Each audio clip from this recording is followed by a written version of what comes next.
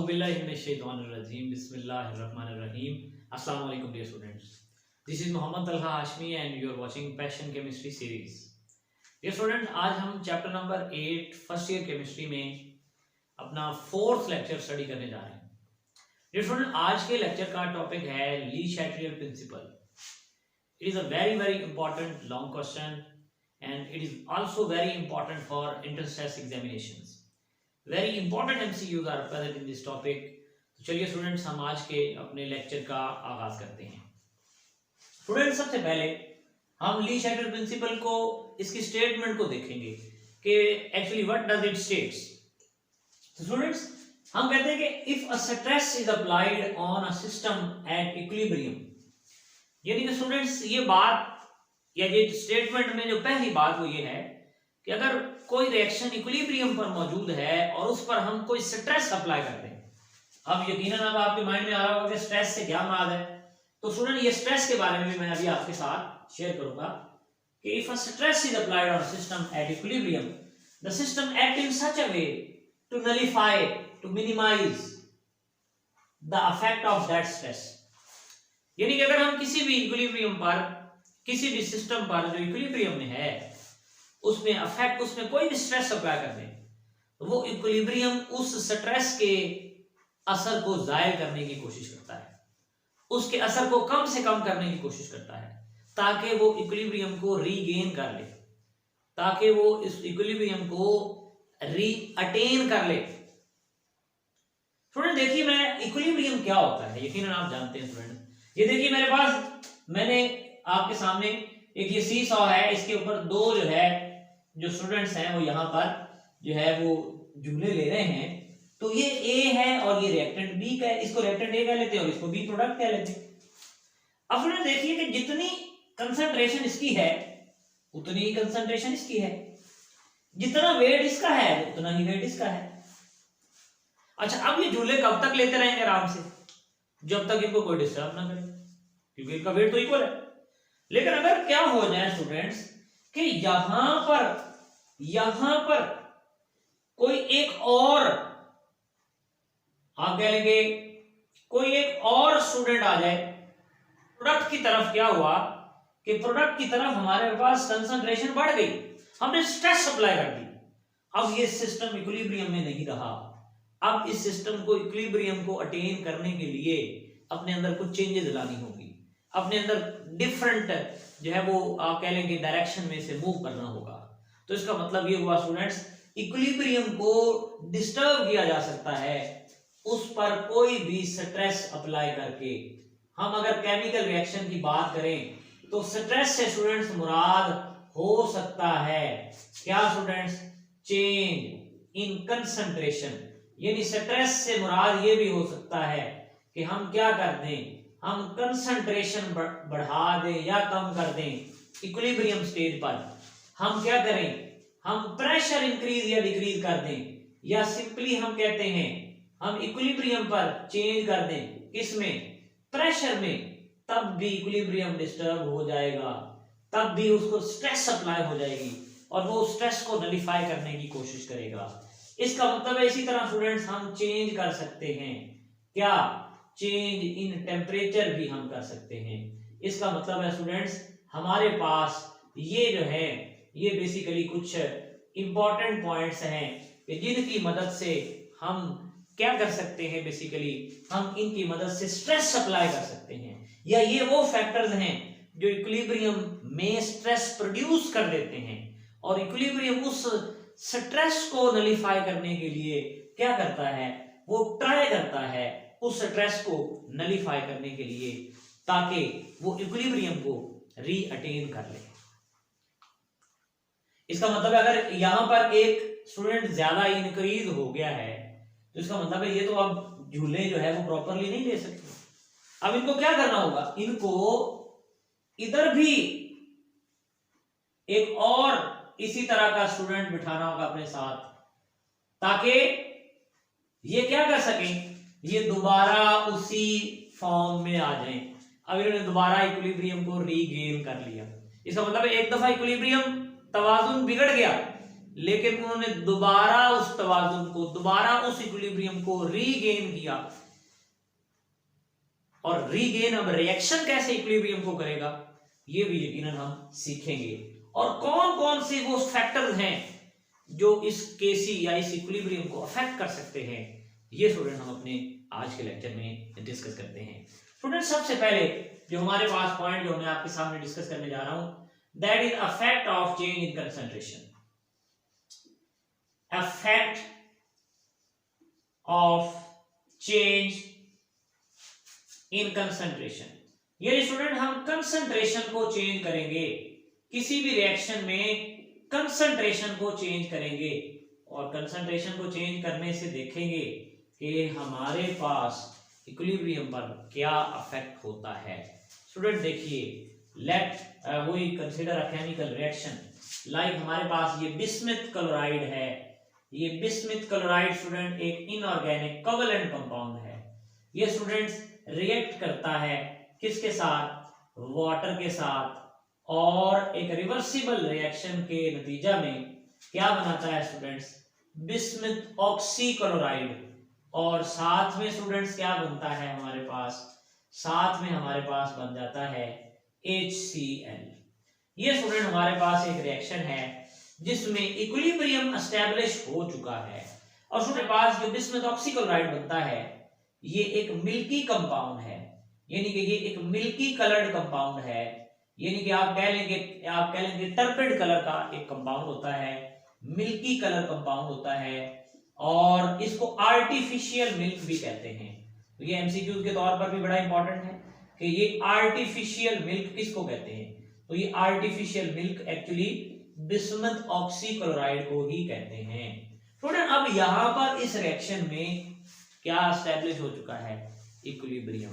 तो जो कीजिए स्टूडेंट, मैं आपको इस रिएक्शन को डायग्राम की मदद से आपको क्लियर करेंगे कि हमारे पास यहाँ पर ये रिएक्टेंट्स हैं ए, और ये हमारे पास दूसरा चैम्बर है और इसमें प्रोडक्ट्स हैं बी। स्टूडेंट इन दोनों में एक तवाजुन कायम है, जितना ए बी में जा रहा है उतनी कंसंट्रेशन में वापस बी ए में जा रहा है। इसका मतलब है यहां पर क्या एस्टैब्लिश हो चुका है, इक्विलिब्रियम। अब in same the case of bismuth chloride and bismuth oxychloride, student अगर ये रिएक्शन रिएक्टेंट फेज में आए ना तो इसका कलर क्लियर होना चाहिए, यानी अगर रिएक्टेंट ज्यादा होंगे तो कलर क्लियर होगा, ये बात ध्यान में रखिए। लेकिन अगर प्रोडक्ट्स ज्यादा होंगे तो हमारे पास इसका कलर मिल्की हो जाएगा। और वो क्यों हो जाएगा, due to the formation of bismuth oxychloride. अब स्टूडेंट देखिए, पहले मैं डायग्राम की तरफ आता हूं फिर मैं इधर आऊंगा। हमने क्या किया, इस डायग्राम के अंदर हमने इस इक्विलिब्रियम को डिस्टर्ब कर दिया और क्या किया, हमने इसके अंदर मजीद मिकदार में आप कह लीजिए कि यहां पर रिएक्टेंट ए की कंसंट्रेशन बढ़ा दी। इसका मतलब है क्या, ये इक्विलिब्रियम मेंटेन रहेगा, नहीं। This equilibrium has been disturbed, we have applied a stress and that stress was applied in the form of change in the concentration of reactant A। तो क्या होगा स्टूडेंट, अब यकीनन ये जो रिएक्शन है जिस तरफ स्ट्रेस आपने अप्लाई की है ये कोशिश करेगा कि यहां से कुछ रिएक्टेंट को इधर भी भेजे ताकि इसकी मिकदार जो है वो दोनों तरफ जो है वो सेम हो जाए, और यानी यहां से ये थोड़ा सा मिकदार में कम हो जाएगा और इस तरफ से ये इसकी कंसंट्रेशन थोड़ी सी बढ़ जाएगी। इसका मतलब है दोबारा कुछ देर बाद इसमें इक्विलिब्रियम एस्टैब्लिश हो जाएगा। इसका मतलब है same in the case of this reaction. अब स्टूडेंट्स तवज्जो कीजिएगा, अगर हम इसके अंदर इस रिएक्शन में वाटर ऐड कर दें, क्या करें, if we add or increase the amount of water then what will happen, हमने reactants की साइड पे कंसंट्रेशन इंक्रीज की, जिसका मतलब है then the reaction mixture will proceed in the forward direction and more of the bismuth oxychloride will be formed, and then what will happen, then the more clear color will be disappeared and it will be converted into the milky color, which indicates that reaction has been converted into the forward direction and this methoxychloride has been formed. लेकिन अगर students जरा तवज्जो कीजिएगा, अगर हम क्या करें, हम वाटर की कंसंट्रेशन हमने बढ़ा के देख ली, रिएक्शन आया फॉरवर्ड डायरेक्शन में, अगर हम क्या करें, हम HCl की कंसंट्रेशन को इंक्रीज कर दें, तो जब स्टूडेंट हम HCl की कंसंट्रेशन को इंक्रीज करेंगे,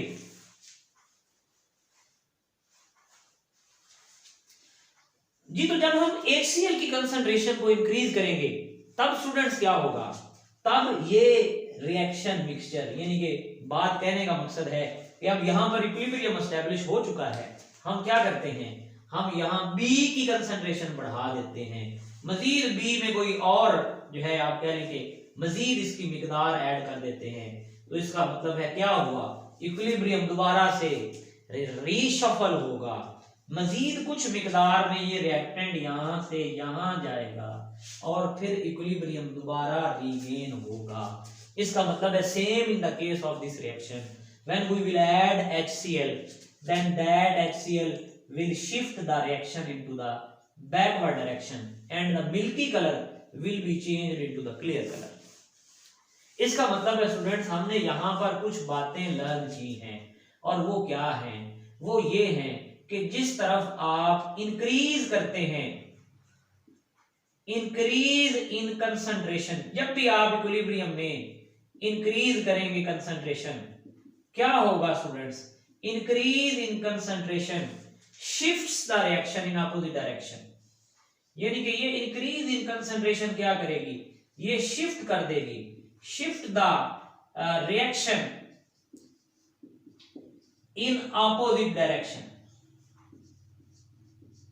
इन अपोजिट डायरेक्शन, यानी जिस तरफ कंसंट्रेशन चेंज हुई है, जिस तरफ कंसंट्रेशन इंक्रीज हुई है, रिएक्शन उसके अपोजिट डायरेक्शन में जाएगा ताकि उस कमी के, उस इंक्रीज के इफेक्ट को वो नलिफाई कर सके, जाहिर कर सके। इसका मतलब ये हुआ कि अगर आप रिएक्टेंट बढ़ाएंगे तो प्रोडक्ट ज्यादा बनेगा, अगर प्रोडक्ट बढ़ाएंगे तो रिएक्टेंट ज्यादा बनेगा। This is the case number 1। लेकिन स्टूडेंट्स सब जरा तवज्जो कीजिएगा, बात ये है कि अगर हम क्या करें, ये डायग्राम अभी आपके सामने मौजूद है, अगर हम ये क्या करें कि अगर हम ये इक्विलिब्रियम है A और B में, यहां पे भी इक्विलिब्रियम है, केस नंबर 2, हम यहां पर B की कुछ कंसंट्रेशन यहां से निकाल लें, ऐड ना करें, बल्कि B की कंसंट्रेशन को हम यहां से डिक्रीज कर लें, इसका मतलब है हमने B की कंसंट्रेशन कम कर दी, अब क्या होगा, अब इक्विलिब्रियम एस्टैब्लिश रहेगा, no, then what will be happen, this reaction mixture will move toward B और ये कोशिश करेगा कि जो यहां पर कंसंट्रेशन में कमी हुई है उसको फुलफिल किया जा सके ताकि दोबारा इक्विलिब्रियम एस्टैब्लिश हो, दोबारा इसका लेवल राइज हो, ताकि दोबारा इसका लेवल राइज हो और दोबारा इक्विलिब्रियम एस्टैब्लिश हो। इसका मतलब है स्टूडेंट, बड़ी इंपॉर्टेंट बात, अगर मैं यहां से HCl विथड्रॉ कर लेता हूं, यहां से मैं HCl निकालता हूं, मैं जैसे HCl बनता है HCl को रिमूव कर लेता हूं, क्या होगा, ये रिएक्टेंट ज्यादा से ज्यादा प्रोडक्ट्स की तरफ आएंगे। तो इसका मतलब है, दूसरा पॉइंट अपने पास नोट कीजिए, effect of change in concentration का, और वो स्टूडेंट्स क्या है कि decrease in concentration, decrease in concentration, अगर आप क्या करते हैं, इंक्रीज नहीं करते, आप स्टूडेंट्स क्या करते हैं, you decrease in the concentration, जिस तरफ डिक्रीज करेंगे, decrease in concentration, shift the equilibrium, ये shift the reaction in same direction, in same direction, ये बात माइंड में रखिएगा। इसका मतलब है स्टूडेंट्स, जिस तरफ कंसंट्रेशन कम होगी इक्विलिब्रियम उधर ही शिफ्ट होगा, रिएक्शन उधर प्रोसीड करेगा। मतलब अगर हमने B की कंसंट्रेशन कम की तो A से B की तरफ गया, तो इसका मतलब अगर हम H2O की कंसंट्रेशन कम करेंगे, यानी कि इक्विलिब्रियम एस्टैब्लिश है, वाटर की कंसंट्रेशन यहां से कम कर दे, क्या होगा, product will go into the backward direction and more reactant will be formed. तो इसका मतलब है स्टूडेंट, दो बड़ी इंपॉर्टेंट बातें हमने सीखी और वो इंपॉर्टेंट बातें कौन कौन सी थी? Increase in concentration, shift the equilibrium in opposite direction, while decrease in concentration, shift the reaction in the similar direction. तो ये स्टूडेंट हमारे पास पहला पॉइंट था, पहला इफेक्ट था, that was effect of change in concentration. तो स्टूडेंट्स अब हम अपने नेक्स्ट पॉइंट की तरफ जा रहे हैं, that is effect of change in pressure और वॉल्यूम। स्टूडेंट ये रिएक्शन, ये वाला इफेक्ट बड़ा स्पेसिफाइड है, बड़ा स्पेसिफिक है। ये जो इफेक्ट है ये एप्लीकेबल होता है उन रिएक्शंस के अंदर जिनमें ये खसूसियात पाई जाए। कौन कौन सी स्टूडेंट खसूसियात? पहली खसूसियत देखिए, पहली प्रॉपर्टी यार कि जो रिएक्शन मिक्सचर है it should be present in the gaseous phase. Reaction mixture से क्या माल स्टूडेंट्स? दोनों रिएक्टेंट्स भी और प्रोडक्ट्स भी दोनों को गैसियस फेज में होना जरूरी है। अगर रिएक्टेंट या प्रोडक्ट्स में से कोई भी एक चीज गैसियस फेज में नहीं है फिर ये वाला इफेक्ट जो है, effect of change in pressure and volume applicable नहीं होगा। इसका मतलब है प्योरली गैसियस फेज रिएक्शन के लिए ये कंसेप्ट एप्लीकेबल होता है। इसी तरह से स्टूडेंट जो दूसरा हमारे पास इसमें जो आप कह लें कि कंडीशन है इस इफेक्ट की टेक प्लेस होने के लिए, वो क्या है कि reactant and product should have unequal number of moles. यानी कि स्टूडेंट्स रिएक्टेंट्स और प्रोडक्ट्स के जो नंबर ऑफ मोल्स होने चाहिए that should not be equal, वो अनइक्वल होने चाहिए। इसका मतलब है there are two conditions to fulfill the change in effect of, यानी कि इसका मतलब है कि दो कंडीशंस होंगी स्टूडेंट्स जब ये इफेक्ट एप्लीकेबल होगा। अगर ये दो कंडीशन मौजूद है किसी रिएक्शन में तो फिर ये इफेक्ट एप्लीकेबल है, वरना नहीं। मिसाल के तौर पर हम कुछ हिट एंड ट्रायल बेसिस पे रिएक्शन लेते हैं और उनमें सेलेक्ट करते हैं कि किसमें ये वाला इफेक्ट एप्लीकेबल है। मसलन स्टूडेंट्स ये हाइड्रोजन एक गैस है, इसी तरह आयोडीन भी एक गैस है। ये दोनों रिवर्सिबल मैनर में आपस में रिएक्ट करते हैं और स्टूडेंट्स ये क्या बना देते हैं? Hydrogen iodide. ये गैसियस मिक्सचर है, गैसियस फेज रिएक्शन है। लेकिन देखिए रिएक्टेंट्स के पास 2 मोल है, प्रोडक्ट के पास 2 मोल है। इसका मतलब है this effect is not applicable on this reaction because this reaction contain equal number of reactants and products। इसी तरह से अगर आप देखें हमारे पास स्टूडेंट्स मिसाल के तौर पर ये नाइट्रोजन है और ये स्टूडेंट हमारे पास हाइड्रोजन है और ये मिल के दोनों गैसेस अमोनिया बना देती हैं with the help of the Haber process. तो आप देखें यहाँ पर मेरे पास 3 मोल्स हैं और यहाँ पर हमारे पास जो है वो सिर्फ और सिर्फ, इसका मतलब है अगर रिएक्टेंट्स के कितने मोल्स हैं students? We have 4 moles of the reactants. Products के कितने मोल्स हैं students? We have 2 moles of products. इसका मतलब है यस इस रिएक्शन पर ये इफेक्ट एप्लीकेबल होगा क्योंकि एक तो तमाम रिएक्टेंट और प्रोडक्ट्स गैसियस फेज में है और दूसरी बात उन दोनों के number of moles of reactants और number of moles of products जो है वो अनइक्वल है। स्टूडेंट अब ये इफेक्ट कहता क्या है? अब जरा देखिएगा, हम इसको डायग्राम बनाकर इसको समझने की कोशिश करते हैं। डायग्राम जरा देखिएगा, हमारे पास यहाँ पर ये एक हमारे पास कंटेनर है जिसके ऊपर आप देख सकते हैं कि ये एक मूवेबल पिस्टन है। इस पर हम जो है प्रेशर को इंक्रीज या डिक्रीज जो है वो अपनी मर्जी से कर सकते हैं। स्टूडेंट देखिए इसके अंदर एक रिएक्शन टेक प्लेस हो रहा है, ये गैसियस फेज रिएक्शन है। आपके पास नाइट्रोजन और हाइड्रोजन मिलके अमोनिया बना रहे हैं। रिएक्टेंट के पास 4 मोल हैं और प्रोडक्ट्स के पास 2 मोल हैं। स्टूडेंट अब अगर हम क्या करें, प्रेशर को बढ़ा दें, यानी कि हम अगर इस पिस्टन को जो मूवेबल है और इस पर हम प्रेशर को कम ज्यादा कर सकते हैं अपनी मर्जी से। अगर हम इस पर प्रेशर बढ़ा दें तो स्टूडेंट्स क्या होगा? अगर 2 बातें हैं, प्रेशर इंक्रीज करेंगे, इंक्रीज इन प्रेशर, या क्या होगा स्टूडेंट्स? यकीनन डिक्रीज इन वॉल्यूम। प्रेशर हम बढ़ाएंगे तो वॉल्यूम क्या हो जाएगा स्टूडेंट्स? वॉल्यूम तो कम हो जाएगा।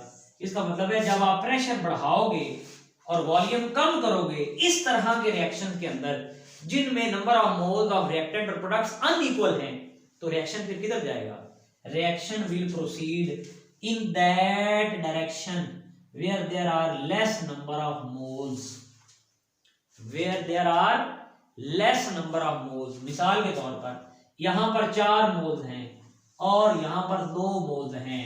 अगर आप प्रेशर को बढ़ा देंगे और यकीनन ऑटोमेटिकली वॉल्यूम क्या हो जाएगा, कम हो जाएगा। प्रेशर को बढ़ाने से और वॉल्यूम को कम करने से reaction will proceed in that direction where there are less number of mole, और इसका वाइस वर्सा।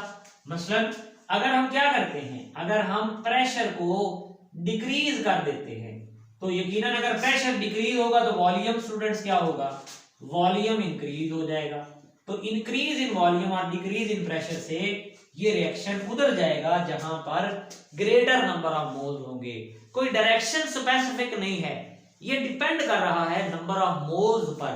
अगर पर प्रेशर बढ़ाएंगे तो रिएक्शन फिजिबल होगा, वो जाएगा towards less number of moles, और अगर प्रेशर हम कम करेंगे तो ये प्रोसीड होगा towards greater number of moles. तो ये स्टूडेंट हमारे पास था effect of change in pressure और वॉल्यूम। अब हम नेक्स्ट चलते हैं स्टूडेंट अपने अगले इफेक्ट की। तो नेक्स्ट पॉइंट हम जो डिस्कस करने जा रहे हैं that is effect of change in temperature. तो स्टूडेंट ये बड़ा ही एक इंपॉर्टेंट पॉइंट होगा और इसको मैं एक बड़े इंपॉर्टेंट और सिंपल ट्रिक की मदद से आपको सिखाने जा रहा हूं, तो जरा तवज्जो कीजिएगा।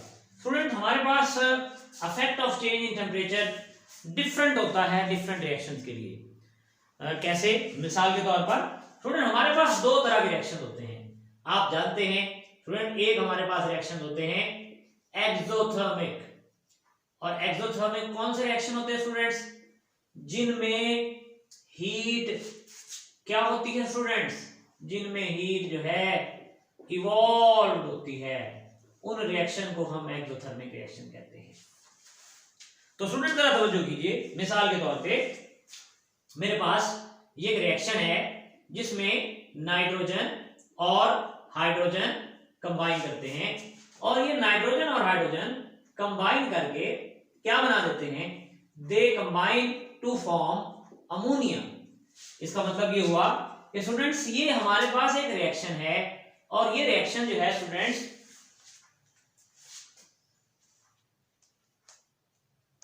कितनी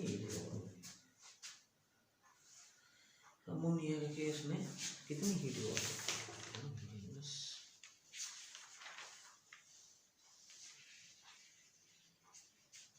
-92.4।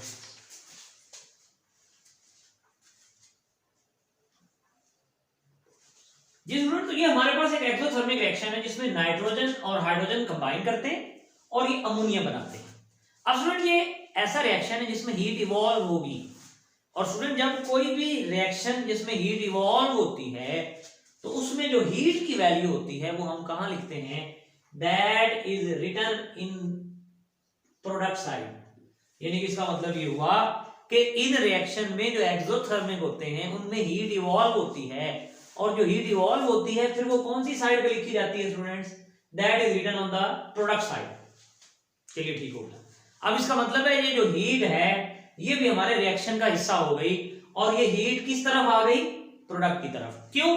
क्योंकि रिएक्शन एक्सोथर्मिक है, इसने हीट रिलीज की और वो हीट रिलीज हुई और हमने उसको कौन सी साइड पे लिख लिया, प्रोडक्ट की साइड पर, और रिएक्शन कौन सा है, एक्सोथर्मिक। अब स्टूडेंट्स देखिए, अगर आप क्या करते हैं, अगर आप टेम्परेचर डिक्रीज करते हैं, यानी कि आप टेम्परेचर को डिक्रीज कर रहे हैं, आप टेम्परेचर को क्या कर रहे हैं स्टूडेंट्स, डिक्रीज कर रहे हैं। इसका मतलब है आप एक रिएक्टेंट को डिक्रीज कर रहे हैं जो प्रोडक्ट की तरफ मौजूद है, यानी आप यहां पर हीट की मिकदार को कम कर रहे हैं। टेम्परेचर डिक्रीज करने का मकसद ये है। तो जब आप इस हीट की मिकदार को कम कर रहे हैं तो हमने effect of change in concentration में पढ़ा था कि जब किसी रिएक्टेंट की कंसंट्रेशन को कम किया जाता है तो रिएक्शन उसी डायरेक्शन में जो है वो मूव करता है। इसका मतलब है एक्सोथर्मिक रिएक्शन में अगर आप टेम्परेचर डिक्रीज करोगे तो आपका जो रिएक्शन है स्टूडेंट्स वो किधर जाएगा, that will go into the forward direction. तो इसी तरह से अगर स्टूडेंट आप इस एक्सोथर्मिक रिएक्शन में टेम्परेचर क्या करते हो स्टूडेंट्स, आप टेम्परेचर को करने जा रहे हो इंक्रीज।